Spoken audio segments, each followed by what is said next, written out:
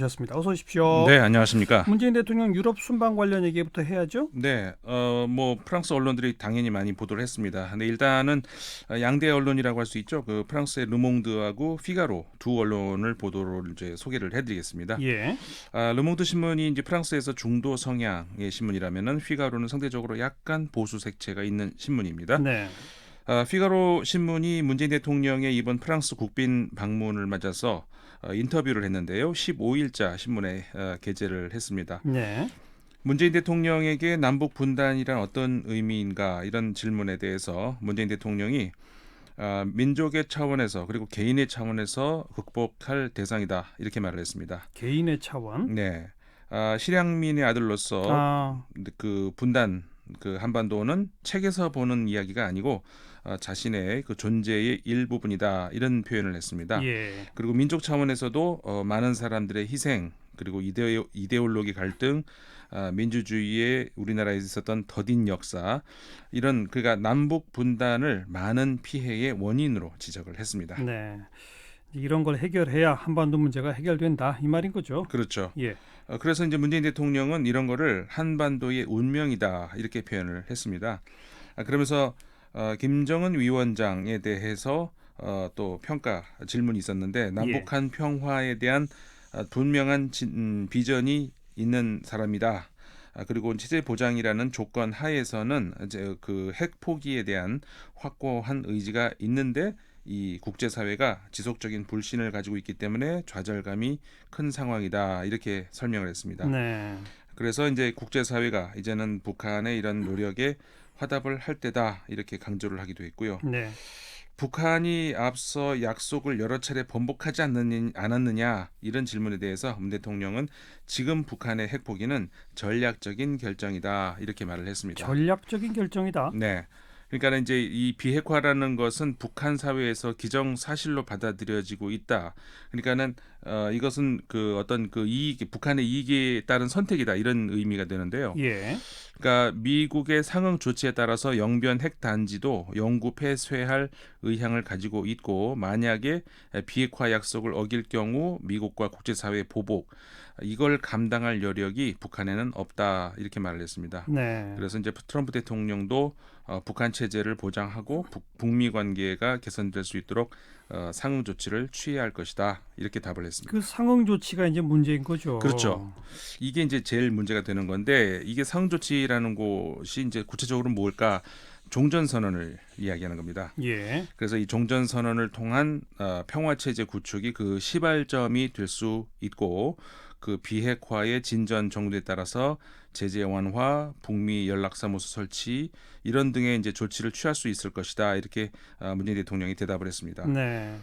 그리고 북한에 대한 제재를 말할 때 그 핵 문제하고 더불어서 이제 국제사회에서 북한의 인권 문제 많이 들지 않습니까? 그렇죠. 피가로 신문도 이 질문을 했습니다. 그 남북의 경제 협력에 앞서서 북한의 인권 문제가 해결돼야 한다고 생각하느냐 이렇게 질문을 했는데 문재인 대통령은 최근 유엔이 한반도 해빙 분위기가 북한의 인권 문제에 긍정적 영향을 미칠 수 있다고 판단을 했는데 음흠. 그 의견에 동의한다.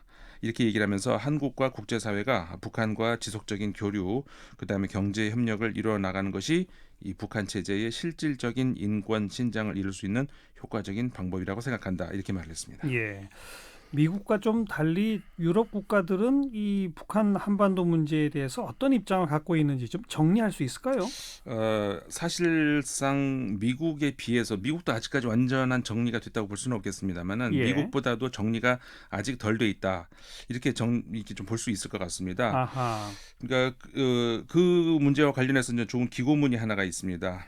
그 한번 일전에 소개해드린 기억이 있는데 라몬 파르도라고 하는 그러니까 벨기에 브뤼셀 자유대학의 유럽학 연구소가 있는데 거기에 한국 석좌로 있는 분입니다. 예. 그러면서 킹스 컬리지 교수이기도 한데 이분의 기고문인데요. 이 파르도 교수에 따르면은 이번 문재인 대통령의 유럽 순방에 맞춰서 유럽의 대북 정책을 좀 다시 생각해 볼 필요가 있다. 그러니까 한마디로 표현하자면은 유럽의 대북 정책은 비판적 관여 이렇게 얘기를 할 수 있다는 건데요. 음흠. 그러니까 영어로 critical engagement라고 하는 그렇게 표현이 될 수 있다는 건데 한마디로 말하면은 당근과 채찍이 같이 사용된다는 거죠. 근데 최근 수년 동안에 북한의 그 장거리 미사일하고 핵 그 기술이 급진전하지 않았습니까? 그러면서 유럽은 그 동안에 확실하게 채찍으로 전환이 됐었다는 거죠. 예. 그랬는데 올해 또 다시 남북 관계가 그 개선이 되면서 최선의 대북 이그 정책이 뭔지 아직 유럽에서는 많은 논쟁이 있다 이렇게 말을 하고 있습니다. 논쟁이 있다는 얘기는 아직 유럽 입장이 명확히 정해지지 않았다는 얘기죠. 그렇죠. 그러면서 이제 의미심장한 이야기를 하나 하고 있는데 전쟁을 겪은 유럽이 다시 하나가 되기 위한 출발점, 그러니까 다시 말해서 유럽 연합, 이 EU의 출발점이 어디였는가 이걸 볼 필요가 있다는 건데요. 음흠. 그건 바로 경제 공동체였다는 겁니다. 네, 그 얘기는 북한 문제도 역시 경제 협력부터 출발해야 한다. 뭐 이런 그렇죠. 얘기로 들리네요. 맞습니다. 그래서 이제 파르도 석좌는 유럽 회원국들은 이 EU가 북미 대화에서 현재보다 더 열려 있는 촉진자 역할을 해야 된다 이렇게 얘기를 하면서 지난 6월 달이었었죠. 저 북미 정상회담 장소를 가지고 많은 논의가 있을 때 스웨덴, 핀란드, 폴란드 이런 나라들이 자국이 개최를 하겠다 이렇게 원했다 그러지 않았습니까? 그랬었죠. 이거를 좀 상기시키면서 지금도 원하고 있다고 하죠. 네네. 예. 그러니까 이제 유럽이 굉장히 적극적이라는 것이죠. 이 한국이라는 나라가 EU하고 기본 협력 협정 그리고 자유무역 협정, 위기 관리 기본 참여 협정 이것을 맺고 있는 유일한 국가다 이렇게 얘기를 하고 있습니다. 네, 네. 그래서 이제 이건 무슨 말이냐면 이제 정무, 경제, 안보 이런 관계까지 모두 아우르고 있는 그런 협정을 이제 한국하고 맺고 있다는 건데. 그래서 현재 그 한국 정부가 추진하고자 하는 화해 프로세스 여기에 지금 유럽도 큰 공감대가 형성돼 있다 이렇게 말을 하고 있습니다. 음흠. 그러면서 이 파르도 석좌가 이 강경화 외교 장관에 대한 평가를 또 했는데요. 특히 유럽에서 높이 평가가 되고 있다고 합니다. 그게 이제 서울의 입장을 전달하는 데 있어서 이 강경화 장관이 아주 효과적인 소통자 역할을 지금까지 해왔다 이런 평가를 하고 있는데요. 그러니까 결국은 그 파르도 석좌는 앞으로 유럽이 그 한국의 대북 정책과 공조를 강화하기 위해서 북한에 대해서 제재뿐만 아니라 외교적인 관여, 그러니까 디플로매틱 인게이지먼트라고 표현을 했습니다. 예, 예. 이것으로 이제 나아가야 된다 이렇게 말을 하고 있습니다. 그래서 이게 네. 한반도 그리고 대북 정책에서 유럽이 나가야 할 길이다 이렇게 이야기를 한 겁니다. 그동안에는 비판적 관여였다면 이젠 외교적 관여로 네. 유럽이 좀 전환할 필요가 있다. 네. 알겠습니다. 자, 또 다른 소식 뭘 볼까요?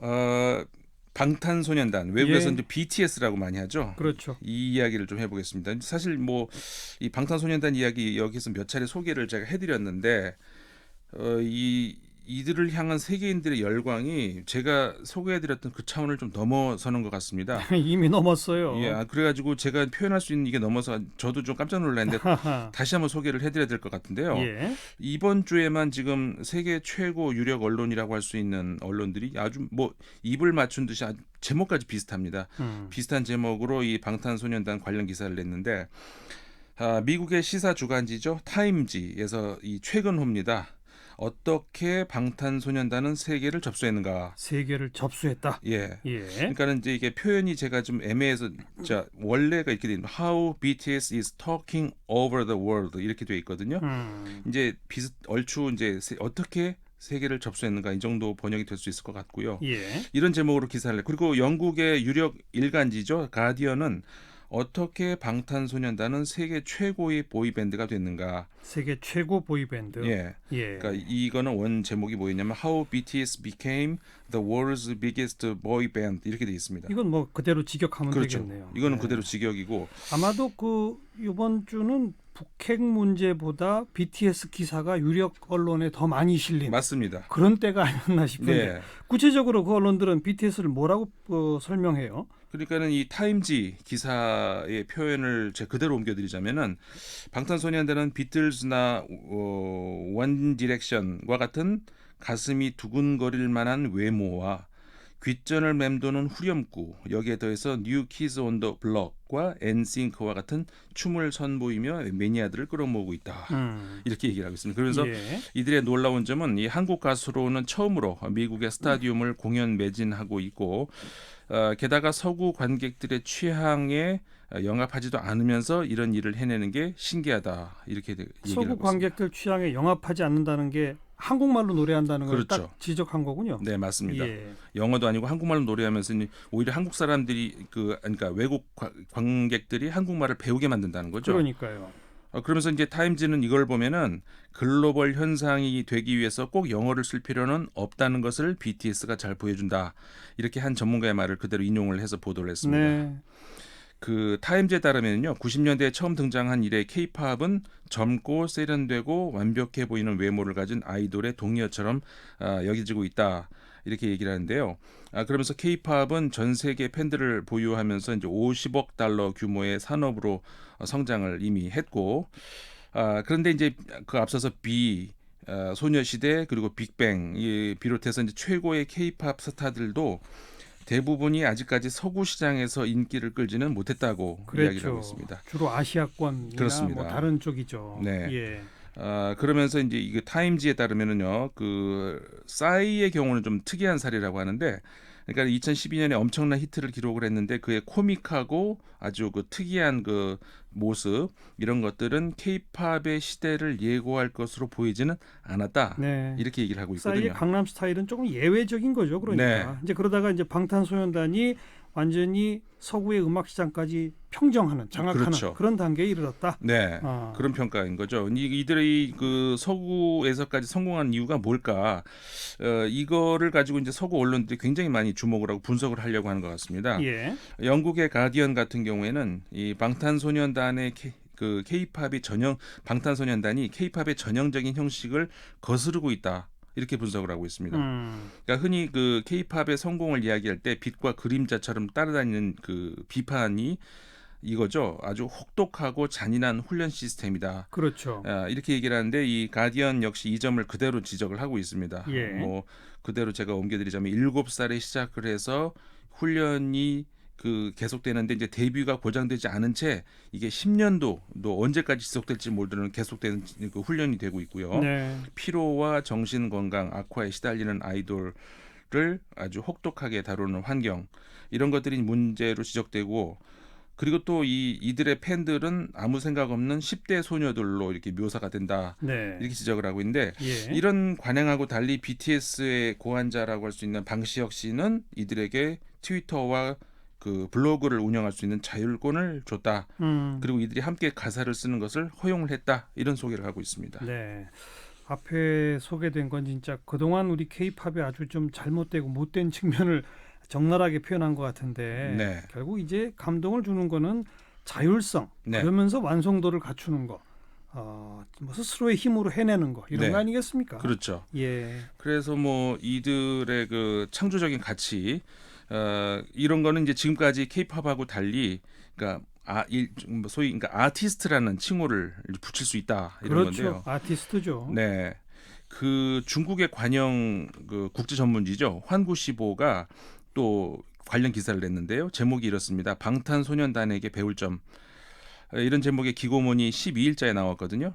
이 환구시보의 수석 편집장입니다. 그 마칭옌 씨가 이 기고문을 썼는데 최근 한국의 아이돌 그룹인 방탄소년단은 미국 타임지 표지를 장식했을 뿐만 아니라 얼마 전 73차 유엔 총회 무대에서 연설하면서 트럼프 대통령보다 더 뜨거운 호응을 이끌어냈다. 그랬죠. 이렇게 전하고 있고요. 그러면서 환구시보는 그러니까 뭘 배울 점이 있다는 거예요. 그러니까는 이 배울 점이 있다는 것은 이제 중국의 그 아이돌들이 안타깝다는 건데요. 예. 한국 아이돌들과 달리 중국 아이돌 그룹들은 유감스럽게 표절 등으로 논란을 일으키고 있다. 그렇죠. 그리고 돈벌이에만 급급해 보인다. 이렇게 한탄을 하고 있습니다. 예. 그러면서 이제 미국이 중국을 상대로 경쟁 상대로 생각을 하고 있는 상황에서 중국 연예인들도 자신이 세계 제2의 경제국의 연예인임을 인지하기를 바란다. 그 자신들의 성공 뒤에는 중국 가요, 중국 드라마, 예능 프로그램을 사랑하는 중국인들이 있음을 염두에 두기를 바란다. 이렇게 네. 말을 하고 있습니다. 네. 그래서 민족 자부심이 커지도록 그 민족 책임감도 커지게 될 것이다. 연예인으로서의 가장 큰 성공은 아마도 자신의 성공과 명예를 국가의 운명과 함께 하는 게 아닌가 싶다. 이런 평을 내려놨습니다. 역시 중국 언론 답네요. 이게 쓰는 그 논조가. 그렇죠. 근데 어쨌든 표절이나 뭐 또 돈벌이에만 급급하는 이런 거 갖고는 이제 안 먹힌다. 네, BTS한테서 배우자 이런 네. 얘기고요. 그런 얘기죠. 이제 BTS는 아이돌이라고 부르면 안 될 것 같아요. 아티스트 BTS 이렇게 불러야죠. 그러네요. 네, 수고하셨어요. 네, 고맙습니다. 밖에서 본 한국이었습니다. 인문결 연구소 임상훈 소장이었어요. 엄마?